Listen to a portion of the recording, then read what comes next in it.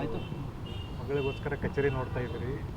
ಕಚೇರಿ ತಯಾರಿ ಮಾಡಬೇಕಲ್ಲ, ಇನ್ನೆಲ್ಲ ಮುಂದೆ ಸಾರ್ವಜನಿಕ ಭೇಟಿ MP ಕಚೇರಿಲಿ ಆಗಬೇಕು.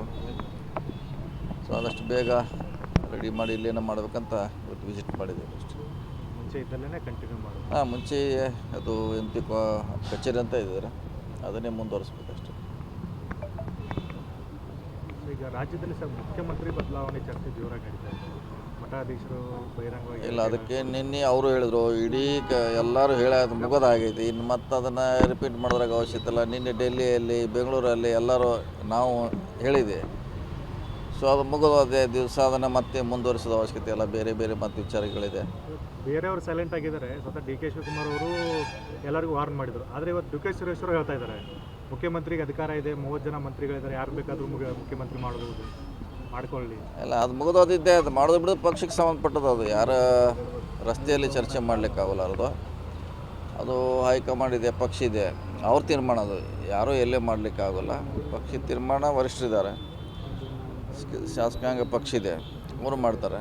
ಸೊ ಅಲ್ಲೇ ತೀರ್ಮಾನ ಆಗಬೇಕು, ಅಲ್ಲೇ ಚರ್ಚೆ ಆಗಬೇಕು, ಅದಕ್ಕೆ ಮಹತ್ವ ಇರ್ತೈತಿ. ಇಲ್ಲಿ ಎಲ್ಲೇ ಹೊರಗಡೆ ಯಾರು ಹೇಳಿದರೆ, ಯಾವುದೋ ಸಭೆಯಲ್ಲಿ, ಯಾವುದೋ ಸಮಾರಂಭದಲ್ಲಿ ಅಥವಾ ನಾವು ವೈಯಕ್ತಿಕವಾಗಿ ಹೇಳಿದರೆ ಅದಕ್ಕೆ ಮಹತ್ವ ಇಲ್ಲ ರೀ. ಸರ್, ಎಲ್ಲ ಒಂದು ಕಡೆ DCMಗಳು ಹೆಚ್ಚಳ ಆಗಬೇಕು ಅನ್ನೋಂಥದ್ದು ಬೇಡಿಕೆ ಸರಿನಾ? ಇಲ್ಲ, ಅದು ಮುಗಿದೋದ ಅಧ್ಯಾಯ ಅದು. ಅದನ್ನು ಕೂಡ ವರಿಷ್ಠರು ತೀರ್ಮಾನ ಮಾಡಬೇಕು, ನಾವು ಹೇಳಲಿಕ್ಕಾಗೋಲ್ಲ. ಅದು ಚುನಾವಣೆ ಮುಂಚೆದಲ್ಲಿ ಕೂಗಿತ್ತು, ಅದು ಹೇಳ್ತಾಯಿದ್ರು. ಮಾಡಬೇಕು ಬೇಡಬೇಕು ಅನ್ನೋ ವಿಚಾರ ಅದು ಕೂಡ ವರಿಷ್ಠರಿಗೆ ಸಂಬಂಧಪಟ್ಟದ್ದು.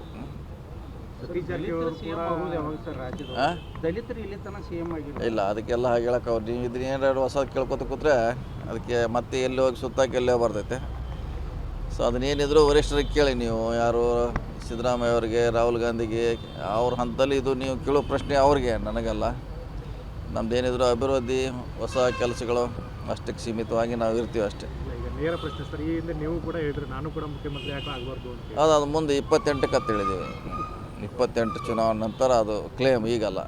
ಅವಾಗ ಹೇಳಿದ್ದೀವಿ, ಅವಾಗ ನೋಡೋಣ ಬಂದಾಗ, ಅವಾಗಿನ ವಾತಾವರಣ, ಸನ್ನಿವೇಶ, ಅವಾಗ ಕ್ಲೇಮ್ ಮಾಡೋಣ. ಸರ್, ಬಹುಜನಗಳ ಬೇಡಿಕೆ ಚಿಕ್ಕೋಡಿ ಜಿಲ್ಲಾ ಅದಿದೆ, ನಮ್ಮದು ಕೂಡ ಡಿಮಾಂಡ್ ಇದೆ. ನಾವು ಸಾಕಷ್ಟು ಸರಿ ಅದರ ಪರವಾಗಿ ದನಿ ಎತ್ತಿದ್ದೀವಿ. ಆಗಲೇಬೇಕಂತ. ಬರಲಿ, ಅವಕಾಶ ಬಂದಾಗ ಅದನ್ನ ಪಡೀಲಿಕ್ಕೆ ಪ್ರಯತ್ನ ಮಾಡೋಣ. ಬಂದೇ ಬರ್ತೈತಿ, ನಮಗೆ ವಿಶ್ವಾಸ ಇದೆ. ಆದರೆ ವೇಟ್ ಮಾಡಿ. ನಿಮಗೊಂದು ಸ್ವಲ್ಪ ಜವಾಬ್ದಾರಿ ಜಾಸ್ತಿ ಆಯಿತು ನಿಮ್ಮ ವಿಚಾರದಾಗ, ಯಾಕಂದರೆ ಅದು ವೇಟ್ ಮಾಡ್ಬೇಕು. ಯಾಕಂದರೆ ಕೊಟ್ಟಿದ್ದಾರೆ, ಈಗ ನಿರೀಕ್ಷೆಗಳು ಹೆಚ್ಚಿದ್ವು ಸರಿ, ಬಂದೇ ಬರ್ತೈತೆ ಅದು. ಆದರೆ ವೇಟ್ ಮಾಡಬೇಕು. ನಾವು ಕೂಡ ಸತತವಾಗಿ ಸರ್ಕಾರ ಮ್ಯಾಗ ಒತ್ತಡ ಹಾಕಿದ್ವಿ ಎಲ್ಲರೂ.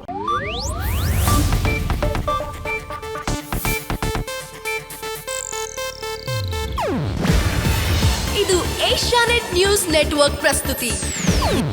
ನೀವು ನೋಡ್ತಿದ್ದೀರಾ ಏಷ್ಯಾನೆಟ್ ಸುವರ್ಣ ನ್ಯೂಸ್.